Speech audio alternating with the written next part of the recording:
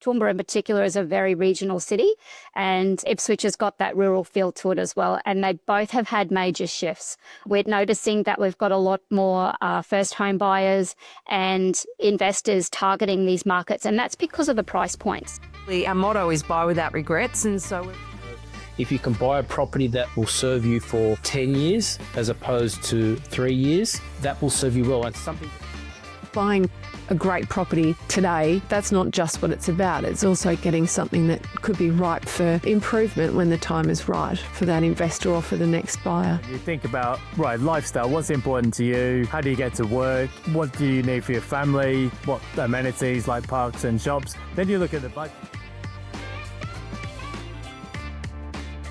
Welcome to Street Secrets. I'm Chris Bates. I'm a mortgage broker since 2013. And in this podcast, we're going to be interviewing Australia's leading buyer's agents, ones with decades of experience, have the local insider knowledge on the street, and can really help you with your buying process, no matter whether you're a first home buyer, upgrade, or investor. In this podcast, you'll get access to Australia's leading buyer's agents' minds every week on a Thursday. What's the word on the street?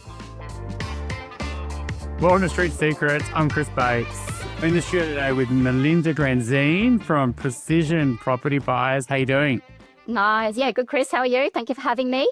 No, thanks for being here. I think, we haven't been to this pocket in Australia yet. Obviously, Brisbane's been super hot and a big conversation, not just from investors, but home buyers over the years. But a little bit further afield, when you start going about an hour away, you get to places like Ipswich and then into Toowoomba as well. And it's become a very hot pocket, not just from, investors, but a lot of people leaving, say, Brisbane and looking for a different life. So that's what we're going to explore today. But before we do that, let's just unpack sort of your history, sort of when you became a buyer's agent, what made you make that move, what you were doing prior to that, and sort of where you grew up and why you're sort of passionate about that region. Yeah, for sure. So I've lived in the Lockyer Valley my entire life. So we've gone to school there. We actually own other businesses in and around the Lockyer Valley as well.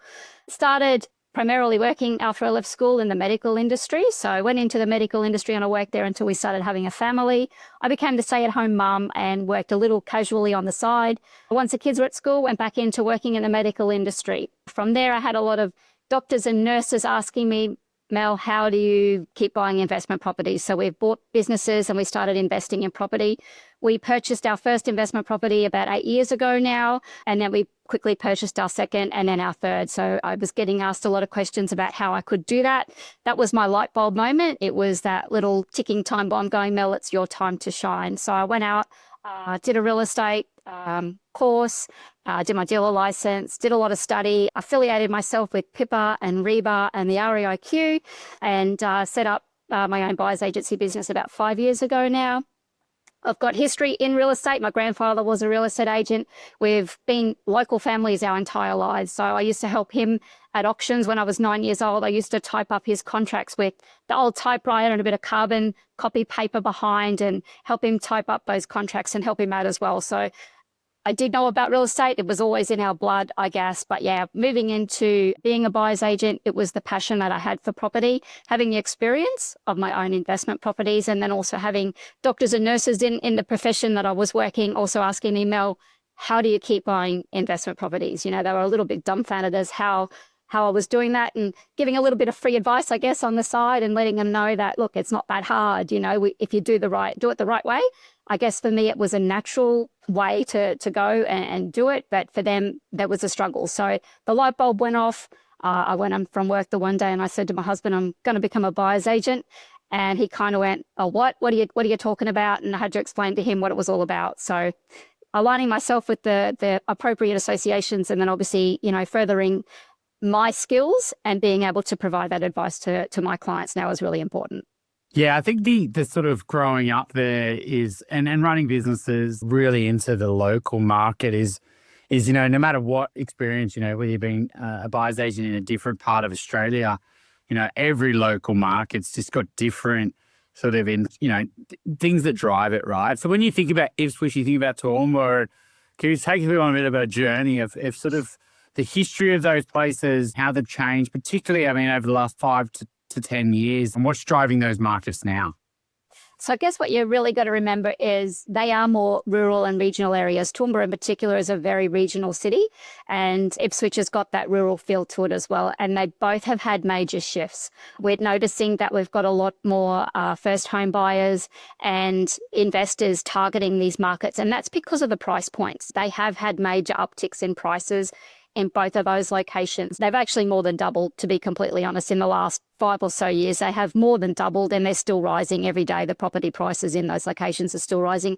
And that's a supply-demand ratio happening right there. The supply is low, the demand is pushing it up, but it's the price point under the $1 million bracket that's helping to push those prices up as well.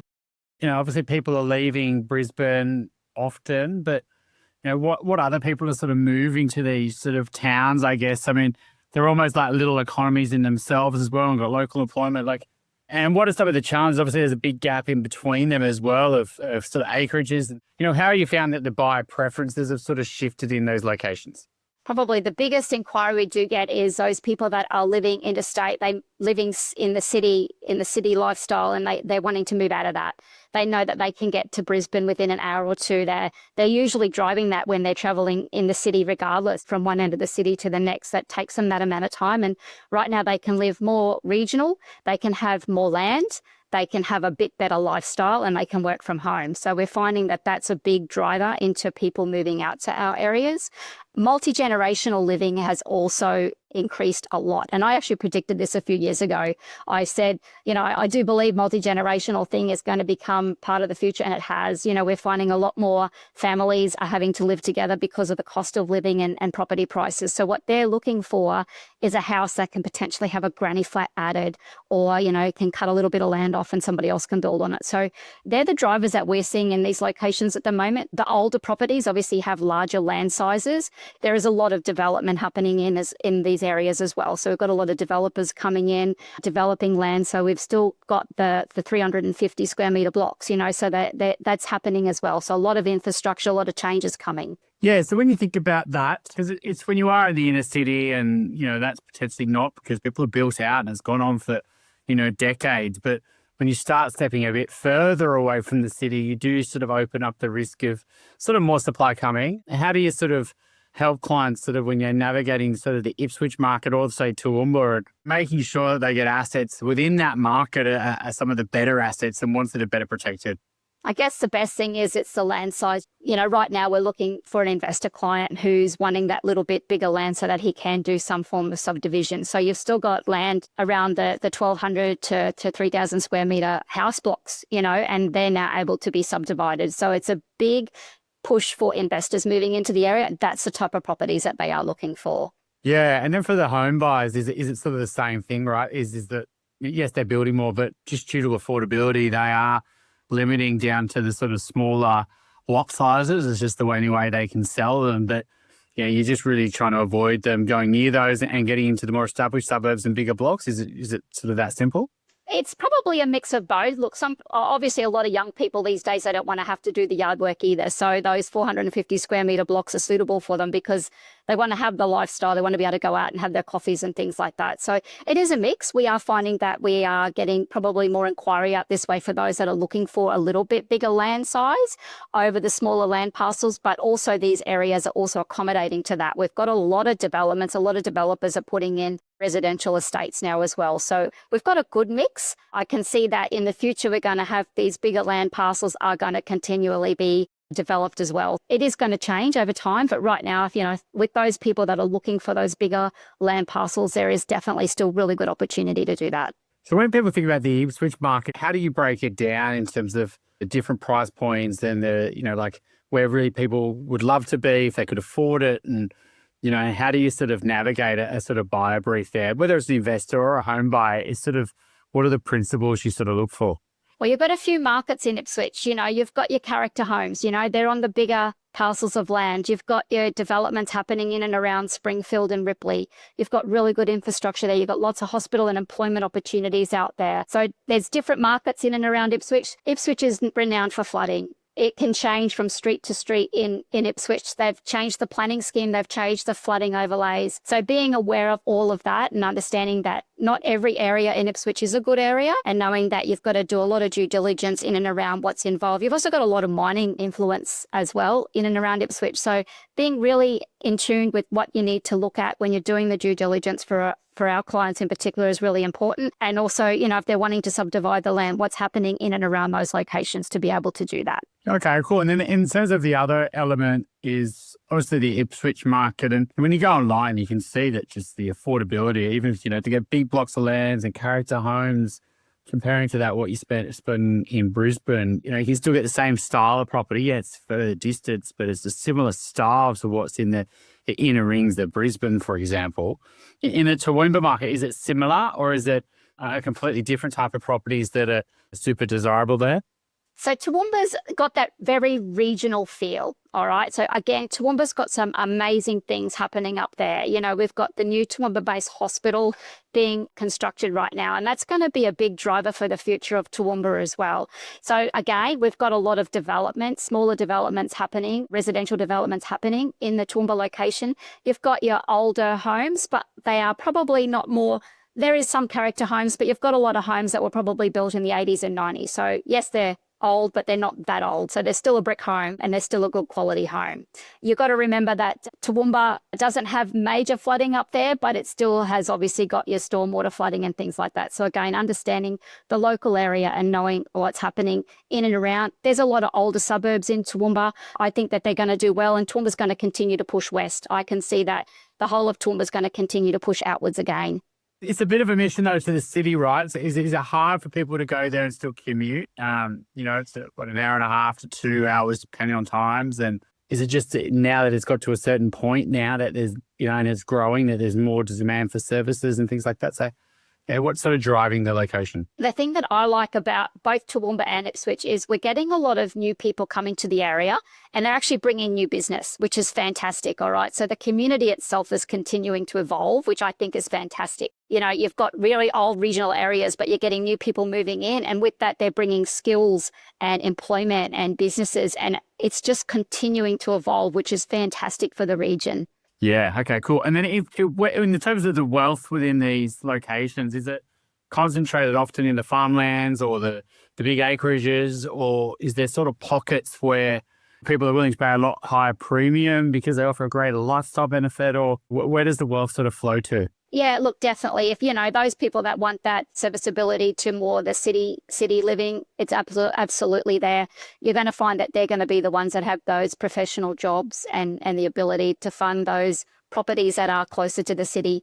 You've got a lot more acreage living, though. So we've got to remember that we've got families. You've got the 4-bed, 2-bath house, and it could be on an acre. It could be on 10 acres. So you've got a lot of living that's a lot more regional and rural as well. Are you finding that is when people are looking at escape out of Brisbane, they might go north to Sunshine Coast, they might go down to sort of down the Gold Coast or the hinterland. Is it the other option is it the Toowoomba hinterland? Is that sort of the acreage? And if they want that sort of farming, real rural feel to it, that's where you end up? Yeah, I think, and look, I honestly think the whole demographic is going to change. You've got a lot of land out this way, and I think that the city style is going to continue to push out this way. It's not going to stay this way forever, heading out towards even to Gatton, out as far as Gatton. I think we're going to end up with a lot more developments happening out there, and we're going to get more of that city living. I kind of look at North Lakes on the north side of Brisbane, and I reckon that that's coming LA. So for me, an hour from Brisbane City is going to really start picking up. I think in the future, that's what's going to happen. We're going to continue to have evolving developments and infrastructure changes coming to the area. Right now, it's a little bit sleepy, but it's on its change.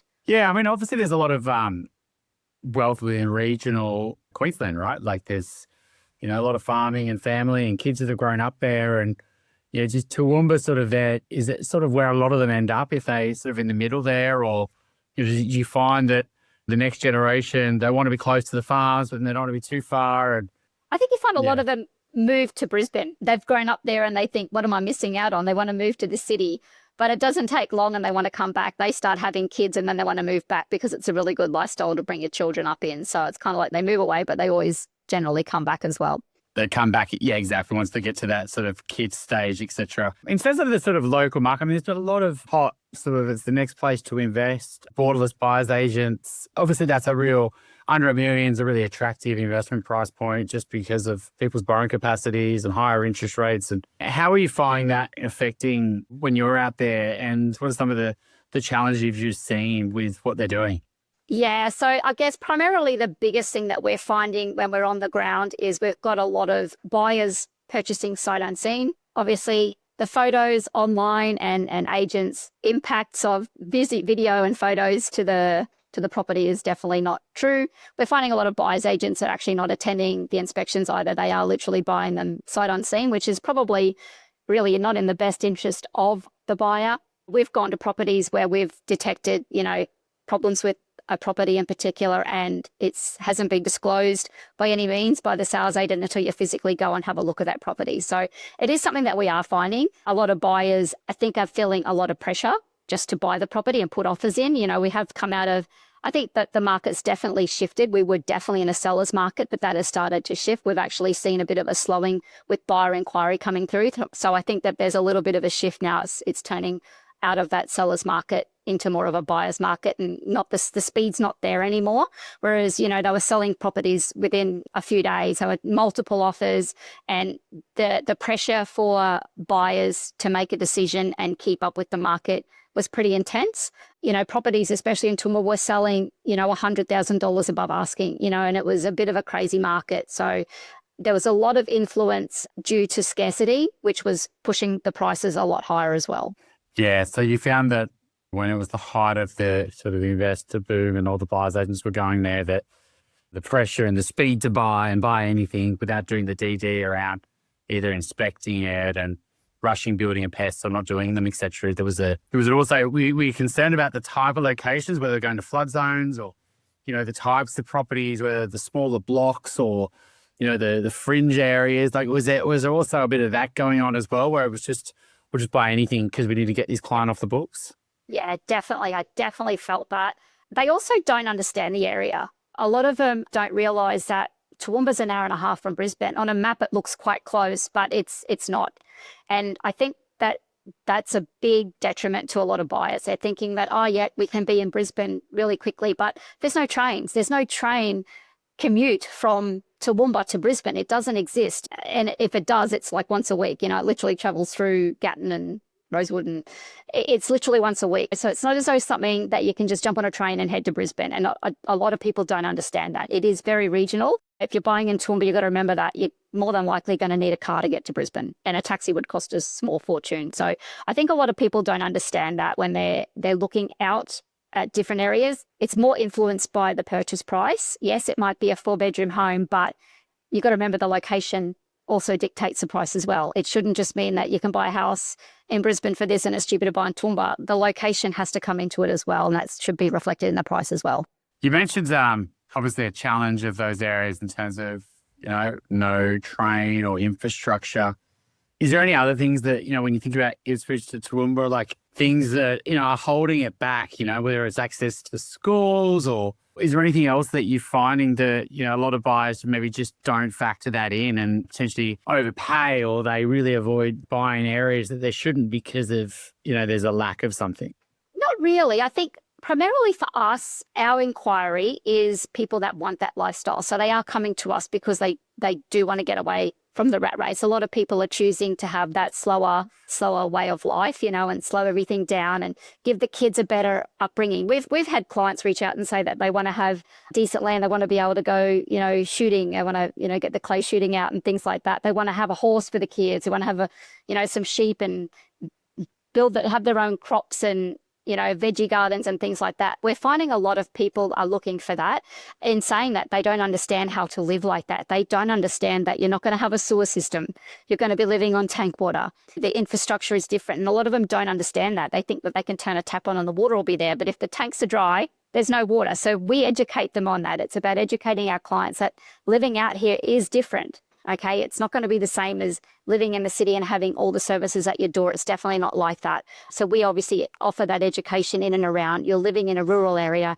It is very, very different. And if you're buying land on acreage, you've got to be prepared to live a bit of a different lifestyle than the cities. So is that sort of where you sort of, from the things that'll give you confidence for it to continue to get price growth, is the properties that really give that tangible lifestyle benefit, different to, say, living within Brisbane, something that's got bigger space, it's got, it's a bit more community, sort of rural, or it's a bigger block near the city, so they can have a bit more land and they would be able to get close to the Brisbane, like, versus, say, maybe the more affordable parts of the market that you're purely driven down to, it's a bit cheaper than, a bit closer. Is that sort of what you're always, I guess, trying to encourage clients to think about, is trying to find that scarcity value? Yeah, so I guess, it is going to be cheaper the further west you come. Property prices obviously are growing, but coming a little bit further out, you'll get a little bit more bang for your buck.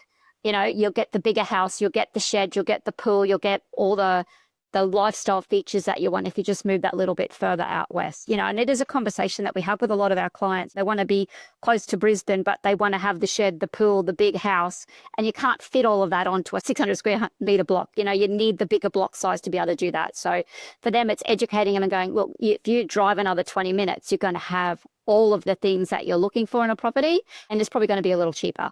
And it is making them think outside the square. Yeah, you mentioned that early on, like there's a bit of development happening up there, and typically there was some people who looked at Ipswich and they might have looked at places like Redbank Plains. And what are some of the parts of that Ipswich area where maybe you have underperformed while other parts have gone up? These ones have been a bit of a laggard for different reasons, and you try to steer clients away from. I steer them definitely away from all the flood zones. So there is a lot of suburbs in and around Ipswich that you probably don't want to be purchasing near. You're going to have a lot of areas that are going to flood. I like the older suburbs. You've got your likes of, a lot of people probably wouldn't consider it, but we bought a property for a client out at Walkaraka about 12 months ago, and it's just gone ahead because it's on the outskirts of Ipswich, but it's still close enough. You've still got a train line, that you can get into the city and things like that as well. So it's thinking outside the square. You've got your Ripley and Springfield. It's got all the services out there as well. If you want everything, that's where you would probably go. If you want to have a little bit of a slower lifestyle, you'd be looking at your older suburbs, Eastern Heights, Yamanto, Flinders View. I like Bundamba at the moment. Bundamba is very, very close to the highway. There's a lot of good commercial investments happening out there. So for me, it's thinking outside the square, thinking of the older suburbs. They're the ones that are going to have those bigger parcels of land on them as well. Redbank Plains, look, I think it's past its use-by date, to be completely honest. I wouldn't be buying in there. I think that it's definitely not a recommended property on my list for my clients. There is better opportunity out there at the moment. Is there pockets that a buyer's agents have been pushing that are on floodplains that have been, that just, they haven't got that knowledge there? What sort of locations are we talking about? So you'd be looking at locations around 1 Mile and Colt Falls. You'd be looking in and around Goodna, for example, making sure that you're not buying in any flood zones in there. You've got Beval. Beval's probably one that a lot of people go, oh, it's a bit cheaper, but it does flood in there. So just making sure that you do a lot of checks and making sure that they don't flood. But a lot of the mapping at the moment has bought in properties that have never flooded. And we're seeing this in pretty well all the LGAs that we're buying. The councils have updated all of their flood mapping portals, and it's showing overlays where properties have never, ever flooded before, which is unusual. Obviously, you get a little bit cautious when that happens. But I guess from our perspective, we know these areas and we know that you're going to be pretty safe. But again, you'd be wanting to check that insurance and not going to put extra premiums on them for the sake that it's now under an overlay as well. You mentioned your husband, what's a buyer's agent? Who don't know what you're doing, blah, blah, blah. And that's obviously because it hasn't maybe been a big part of, it's just the journey of, the buyer's agent industry and maturing, and more people know about it. And it's moved a long way over the last 10, 15 years. But how are they also dealing with the agents? Because, that would have been loving when all these buyer's agents are willing to buy these properties sight unseen. But how does it help you also be on the ground in the local and just to sort of build that sort of longer term reputation? And how does that help you? Yeah, so I guess being locals, we know a lot of people running businesses, you know the community, we're involved in the community, the sporting and community and the work community. We know a lot of people in the area, so that always helps. I actually have had conversations with a lot of agents in a lot of the LGAs that we are buying in, where they are disappointed with the abruptness, I guess, of other buyers agents that are coming in.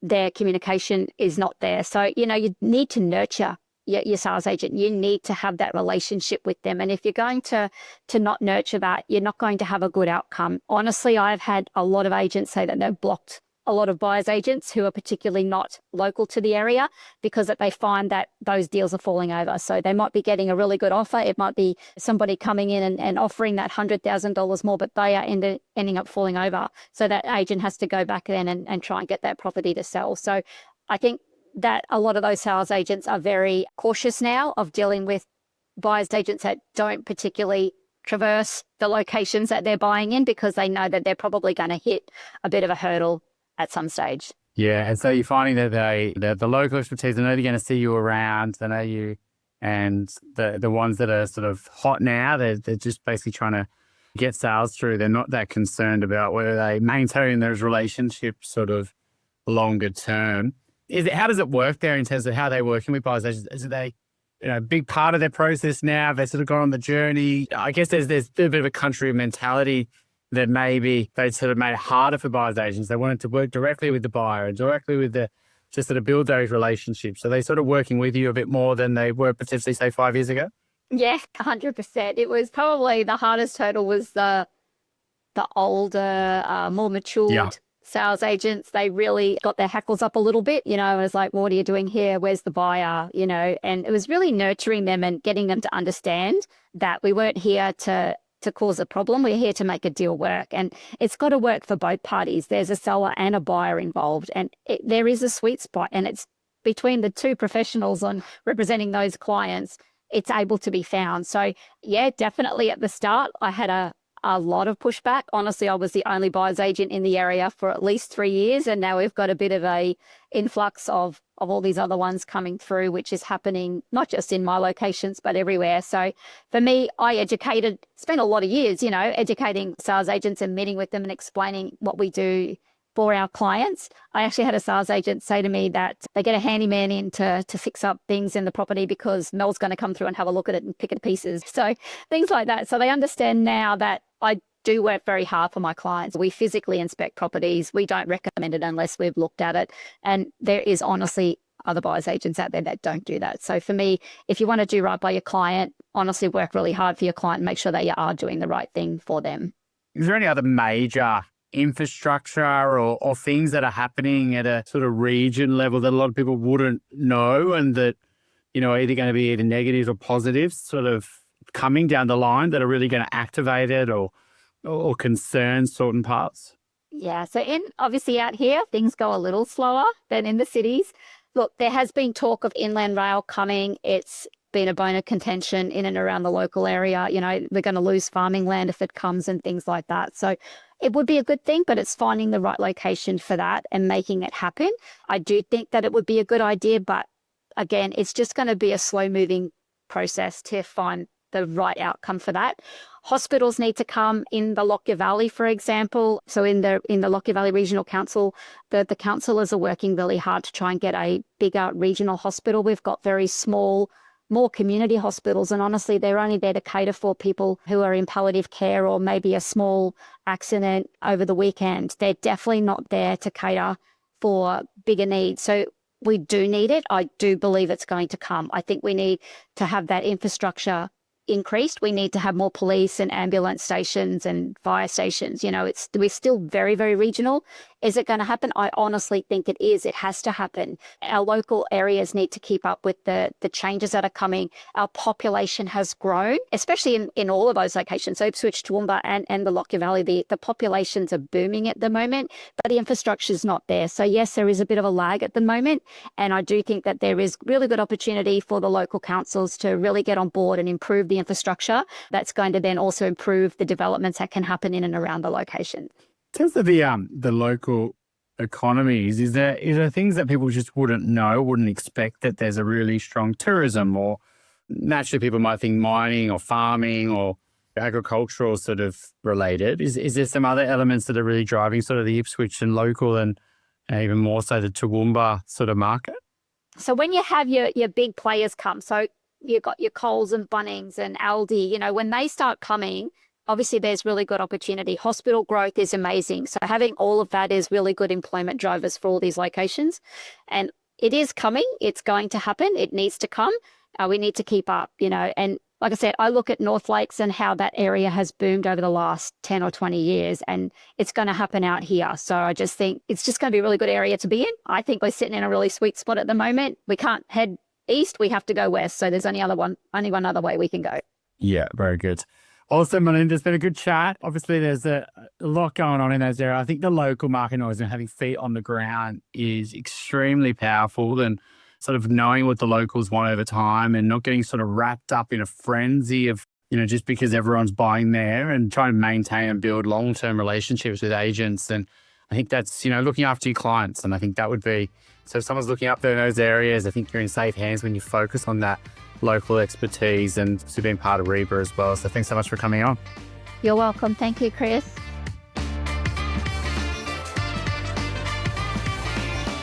Thanks so much for listening today. We hope you got lots of value out of it. If you'd like to speak to our guest today, there's links in the show notes on how you can get in contact. And if you're buying your first home, upgrading, renovating, or need any finance-related queries, obviously we'd love to help. There's links in the show notes to us as a mortgage broker, and we look forward to next week's episode.